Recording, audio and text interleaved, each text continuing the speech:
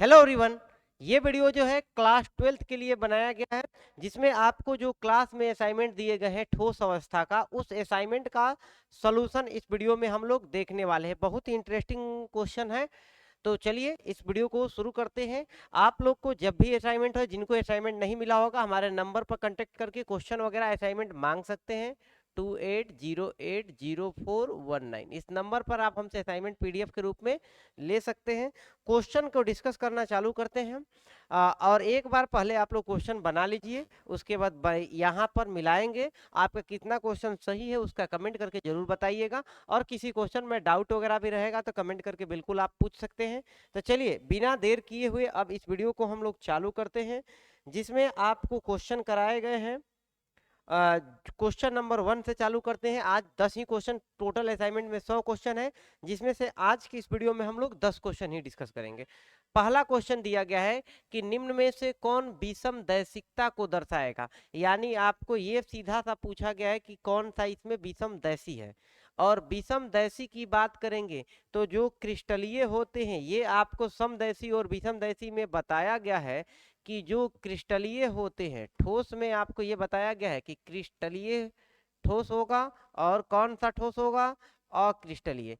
तो इसमें क्रिस्टलीय ठोस के बारे में क्या बताया गया है कि ये जो क्रिस्टलीय ठोस होगा यह कैसा होगा, तो ये होगा विषमदैशिक। कैसा होगा? विषमदैशिक। ठीक है। और जो अक्रिस्टलीय होगा वह कैसा होगा भाई, तो वह होगा समदैशिक। तो आपको क्या पूछा गया कि इसमें पूछा गया है विषमदैशी। विषमदैशिक मतलब कि क्या पूछा गया है? क्रिस्टलीय। तो इसमें 4 ऑप्शन में बताना है कि कौन क्रिस्टलीय है। कांच अक्रिस्टलीय होता है। NaBr सोडियम और आयनिक एक प्रकार का क्रिस्टलीय ठोस है, यानी आंसर सही है बी। प्लास्टिक और रबड़ ये दोनों भी क्या है? अक्रिस्टलीय है। अगर आपको पहचानना होगा तो कोई भी अक्रिस्टलीय को जब गर्म किया जाता है तो पहले वह धीरे धीरे मुलायम होगा, उसके बाद पिघलेगा। ठीक है। जैसे प्लास्टिक को हम गर्म करते हैं तो पहले धीरे धीरे मुलायम होकर तब पिघलता है, रबड़ भी वैसा होता है, लेकिन सोडियम ब्रोमाइड वैसा नहीं होगा, एक क्रिस्टल चूड़ की तरह होता है। इसीलिए आंसर सही हो जाएगा बी। ठीक है। पहला का आंसर हो गया बी। नेक्स्ट क्वेश्चन की तरफ चलते हैं। क्वेश्चन नंबर 2 दिया गया है। क्या दिया गया है? अच्छे से देखिए, सीखिए, समझिए। आपको एक फोटो दी गई है और आपको कहना है कि कणों की व्यवस्था दर्शाने वाला एक चित्र दिया गया है, और इस चित्र को देख के आपको बताना है कि यह कैसा है। आइसोट्रोपिक है, एनिसोट्रोपिक है। आइसोट्रोपिक को हिंदी में कहा जाता है समदैशिक। समदैशिक। एनिसोट्रोपिक को कहा जाता है विषम दैशिक। अनियमित आकार और अक्रिस्टलीय, ये 4 ऑप्शन दिए गए हैं। तो आपको ये देख के क्या लग रहा है, इसमें पैटर्न निश्चित है कि नहीं है? एक लाइन ये वाला है, फिर ये है, एक पैटर्न निश्चित है। और इसमें गुण, भौतिक गुण अलग अलग दिशा में अलग अलग है। जब पैटर्न निश्चित होता है तो वह एक प्रकार का क्या होता है? क्रिस्टलीय होता है। जिसका पैटर्न निश्चित होगा वह क्रिस्टलीय। तो ये क्रिस्टलीय है। और क्रिस्टलीय क्या होते हैं? समदैशिक की विषमदैशिक? क्या होंगे? विषमदैशिक। क्योंकि विषमदैशिक होंगे इसीलिए आंसर सही होगा B. Answer is the right answer for your question. B is the correct answer है। ठीक है। एनिसोट्रोपिक इसको अंग्रेजी में लिखा गया है, हिंदी में कहेंगे विषमदैशिक। ठीक है। समझ गए बात को? चलिए नेक्स्ट क्वेश्चन की तरफ चलते हैं। नेक्स्ट क्वेश्चन है हमारे पास में, एक ठोस यक्ष है। ठीक है। एक तत्व है ठोस है, एक्स अत्यंत कठोर है। ठीक है। ठोस के साथ साथ गलित अवस्था में विद्युत रोधी है। ठीक है। यानी कि यह विद्युत रोधी है। अगर यह विद्युत रोधी कहा मतलब कि यह कुचालक है। चालक है।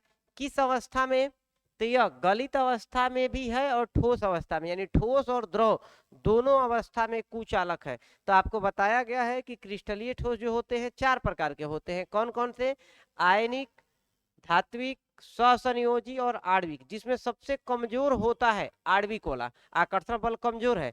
लेकिन आयनिक, सहसंयोजी और धात्विक ये तीनों मजबूत होते हैं, कठोर होते हैं।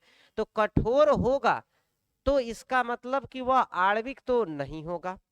इन तीनों में से कोई हो सकता है। इसमें क्या होगा कि अगर हम बात करेंगे ठोस में और द्रव कहें या गलित में, तो कोई धातु धारा का प्रवाह करता है वह ठोस रहेगा तब पर भी, गलित रहेगा तब पर भी। आयनिक ठोस ठोस अवस्था में धारा का प्रवाह नहीं करता है, केवल गलित अवस्था में करता है। जबकि स्वसंयोजी ठोस अगर रहेगा तो वह किसी भी, चाहे ठोस हो या गलित हो, किसी भी अवस्था में धारा का प्रवाह नहीं करता है। तो ऐसे केस में आपको बोला गया है कि धारा का प्रवाह न कर रहा है, विद्युत रोधी है, कुचालक है, तो यहाँ पर आंसर सही कौन सा हो जाएगा? B answer. समझ गए बात को? यहाँ पर सवाल में कठोर भी बोला गया था और विद्युत रोधी भी बोला गया था। अगर कठोर नहीं बोला गया होता तो आणविक पर भी हम विचार कर सकते थे। ठीक है, चलिए नेक्स्ट क्वेश्चन की तरफ चल रहे हैं। आपको आई होप ये सवाल समझ में आई होगी। तो इस क्वेश्चन पे चलते हैं जिसके 4 ऑप्शन दिए गए हैं। पहला क्वेश्चन पहले पढ़ेंगे, क्वेश्चन पढ़िए। क्वेश्चन बनाने का, हल करने का बस एक ही नियम है कि आपको जब भी क्वेश्चन हल करना होगा तो कैसे हल करेंगे भाई। तो यहाँ पर जो सवाल दिया गया है, सवाल को पहले आराम से धीरे धीरे करके पढ़ेंगे। दिया गया क्या है, धीरे धीरे का मतलब मन में नहीं पढ़ेंगे, आप समझते जाएंगे। आयनिक ठोस गलित अवस्था में क्या है, विद्युत का संचालन नहीं करते, संचालन करते हैं सॉरी, गलित अवस्था में, जब द्रव अवस्था में रहेगा तो क्या करेंगे, धारा का प्रवाह करेंगे। ठोस अवस्था में धारा का प्रवाह नहीं करते हैं, ठोस अवस्था में नहीं करते हैं। क्यों नहीं करते हैं भाई? क्योंकि जितने भी आयनिक ठोस होते हैं, इसमें देखिए 4 ऑप्शन दिए गए हैं। गलित अवस्था में मुक्त आयन बनते हैं जो ठोस अवस्था में गति करने के लिए स्वतंत्र नहीं होते हैं। दूसरा ऑप्शन दिया गया है, ठोस अवस्था में आयनिक ठोस कठोर भंगुर होते हैं तथा गलित अवस्था में मृदु हो जाते हैं। भंगुर का मतलब पीटने पर चूर चूर होना। सभी ठोस गलित अवस्था में विद्युत का चालन करते हैं।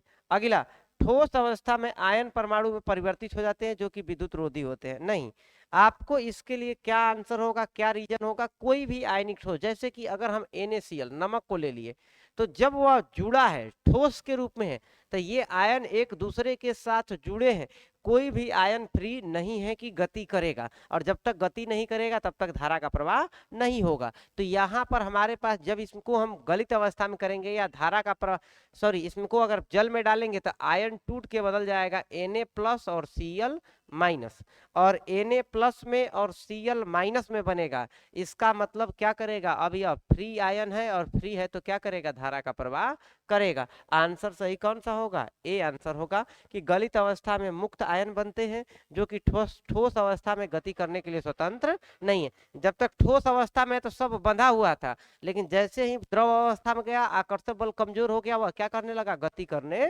लगा। ठीक है, चौथा आंसर आपको समझ में आ गया होगा। चलिए नेक्स्ट क्वेश्चन की तरफ चलते हैं। क्वेश्चन नंबर 5 पे आते हैं। क्वेश्चन नंबर 5 में दिया क्या गया है कि निम्न में कौन सा ठोस निम्न गुणों को दर्शाता है। यानी कि आपको बताना है कि वह कौन सा ठोस है जो इन चारों गुणों को दर्शाए। ये ध्यान रखिएगा, ये 4 गो ऑप्शन ना है। कई लोगों को क्या लगा, सवालिया है कि 4 गो ऑप्शन दिया गया है। पहला है विद्युत चालकता है, यानी विद्युत सुचालक है। आघातवर्धनीय है, मतलब पीटने पर वह टूटेगा नहीं। तन्य है, मतलब तानेंगे तो तना जाएगा, तार बन सकता है, और गलनांक उच्च होता है।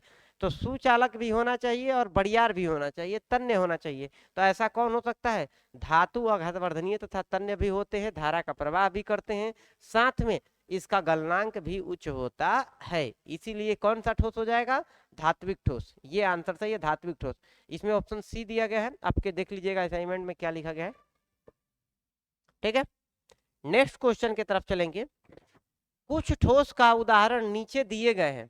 यहाँ पर कुछ का उदाहरण दिया गया है, आपको उस उदाहरण का पता करें जो सुमेलित नहीं है, मतलब उस वाले को चेक करना है कि जो मिलान सही से नहीं हुआ है, मैचिंग सही से नहीं है।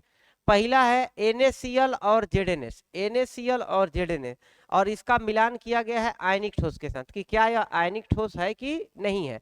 तो देखिए, अगर कोई आयनिक ठोस होगा तो उसमें आगे वाला हिस्सा धातु होता है और पीछे वाला हिस्सा अधातु होता है। अगर ऐसा केस होगा तो एक हिस्सा धातु और एक हिस्सा अधातु, तभी आयनिक कहेंगे। तो NaCl में ये धातु है और अधातु। जिंक सल्फाइड, Zn धातु है और सल्फाइड अधातु है, यानी ये आयनिक ठोस है। ये मिलान सही है। हमको क्या ढूंढना था, सुमेलित नहीं है, गलत खोजना था, तो ये तो सही है। अब हम नीचे के चलते हैं। ये धात्विक ठोस मतलब कि धातु है कि नहीं, कॉपर और टीन धातु है, मतलब ये भी सही है। आणविक ठोस, H2O में हाइड्रोजन बॉन्डिंग पाया जाता है जो कि एक प्रकार का कैसा होता है, आणविक होता है। ये H2 और I2 की बात करेंगे। तो H2 और I2 जो होते हैं ये भी एक प्रकार के अणु होते हैं। H2 का मतलब दोनों तरफ एक बराबर है, H और H। आयोडीन का मतलब इधर भी I और इधर भी I। तो ये एक प्रकार का अध्रुवीय आणविक ठोस है। तो आणविक ठोस का एग्जाम्पल है यह ससंयोजी नहीं है, इसलिए आंसर सही हो जाएगा बी। इसका मिलान क्या है, यह गलत है। आया बात समझ में? ठीक है, इसके बारे में हमने आपको लाइव क्लास के वीडियो में पढ़ाया है, डिस्क्रिप्शन में हम उसका लिंक दे रहे हैं। इस दोनों का सवाल आज जितना भी क्वेश्चन कराए गए हैं इसको 2 वीडियो में हमने क्लास में डिस्कस किया है। दोनों वीडियो देख लीजिएगा, आपको ये सारे कंसेप्ट एकदम आसानी से समझ में आ जाएंगे। ठीक है, चलिए क्वेश्चन नंबर हम चलते हैं 7 की तरफ। क्वेश्चन नंबर 7 क्या दिया गया है कि हीरा हो गया, सिलिकॉन हो गया, क्वार्ट्ज मुख्य रूप से आबंधित होते हैं। तो हीरा के अंदर में चाहे इन सब के अंदर में कौन सा आबंध होता है, तो इन सब में स्वसंयोजिक आबंध होता है, यानी आंसर सही कौन सा हो जाएगा, सी आंसर सही हो जाएगा। हीरा में प्रत्येक कार्बन कितने कार्बन से जुड़ता है, तो 4 कार्बन से जुड़ेगा। और अगर ये 4 कार्बन से जुड़ रहा है तो कार्बन है तो अधातु है, स्वसंयोजी बॉन्ड बनाएगा। ठीक है, क्वेश्चन नंबर चलते हैं 8 की तरफ। 8 नंबर सवाल क्या कहता है भाई, हीरा और ग्रेफाइट के संबंध में निम्न पे कौन सा कथन सही नहीं है। कौन सा कथन इसमें से सही नहीं है अगर देखना होगा, तो हीरा में प्रत्येक कार्बन परमाणु 4 अन्य परमाणुओं से बंधा हुआ होता है। बिल्कुल बात सही है कि हीरा में एक कार्बन कितने कार्बन से जुड़ा होता है, 4, जबकि ग्रेफाइट में एक कार्बन 3 कार्बन से जुड़ा होता है। नेक्स्ट चलिए, ग्रेफाइट में प्रत्येक कार्बन परमाणु समान तल में अन्य 3 कार्बन परमाणु से स्वसंयोजी रूप से आबंधित होता है। बिल्कुल बात सही है, ग्रेफाइट में कार्बन कार्बन आबंध एकल आबंध द्विआबंध दूरी के मध्य माध्यमिक इंटरमीडिएट होता है। बिल्कुल सही है, हीरा और में परतदार संरचना होती है, 2 परतों में वांडर बल्ब की द्वारा जुड़ी रहती है। तो देखिए जो ग्रेफाइट की संरचना होती है इसमें अगर आप देखेंगे तो ऐसे करके अगर लेयर बनेगा, एक लेयर का फोटो बनाएंगे तो ऐसे संरचना इसका बनता है ग्रेफाइट का। तो ये जो जितने भी बॉन्ड बने होते हैं ये जो होते हैं रेजोनेंस के कारण से, इनके बीच में ना ये सिंगल बॉन्ड होता है ना ये डबल बॉन्ड होता है।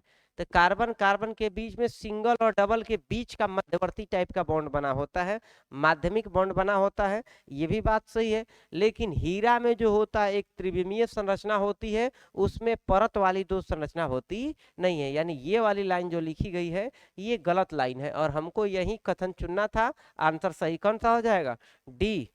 समझ गए बात को? चलते हैं नेक्स्ट क्वेश्चन की तरफ। क्वेश्चन नंबर हमारे पास में 11 सॉरी क्वेश्चन है हमारे पास में जो हमने 8 को डिस्कस किया था। 8 के बाद अब हम लोग क्वेश्चन नंबर 9 को डिस्कस कर रहे हैं कि क्वेश्चन नंबर 9 क्या है, कैसे बनेगा। ठीक है, तो चलिए क्वेश्चन नंबर 9 की बात करते हैं। निम्न में से कौन सा कथन आणविक क्रिस्टल के बारे में सही नहीं है। आपको क्रिस्टलीय ठोस होते हैं 4 प्रकार के, आणविक ठोस, स्वसंयोजी, आयनिक और धात्विक। यहाँ पर हमसे बात किया गया है किस प्रकार के ठोस के लिए, आणविक ठोस के लिए, कि आणविक ठोस के लिए कौन सा मैटर गलत है, आपको गलत चुनना है। देखो तो ऐसा तो पढ़ाई हुआ पड़ा है कि जितना पढ़ाई में सही नहीं खोजना है उससे ज्यादा तो गलत खोजना है। अब तुम लोग का मास्टर अगर गलत नहीं खोज पाओगे तो तुम लोग का मास्टर गलत काट देंगे। देखो, वे सामान्य रूप से मृदु एवं आसानी से संपीड़ हो जाते हैं। मृद का मतलब मुलायम। अगला है कि वे विद्युत के सुचालक होते हैं क्योंकि इलेक्ट्रॉन आबंधों में विस्तृत होते हैं। अगला है कि इनके गलनांक और क्वथनांक निम्न होते हैं, ये ध्रुवीय अध्रुवीय अणु युक्त होते हैं। देखिए क्या बात है कि यहाँ पर 4 ऑप्शन जो दिए गए हैं आणविक में, तो आणविक ठोस का आकर्षण बल बहुत कम होता है। क्योंकि आकर्षण बल कम होगा तो वह क्या होगा, मुलायम भी होगा, उतना कठोर नहीं होगा। और नहीं होगा इसका मतलब ध्रुवीय अध्रुवीय तो बनेगा ही, उसका गलनांक भी क्या होगा, बहुत ही कम होगा। लेकिन ये विद्युत के जनरली कुचालक होते हैं, तो विद्युत के ये सुचालक होते हैं, तो ये क्या है, गलत बात है। आंसर सही हो जाएगा बी। आपको गलत ही खोजना था, इसीलिए आंसर सही है बी। समझ गए बात को?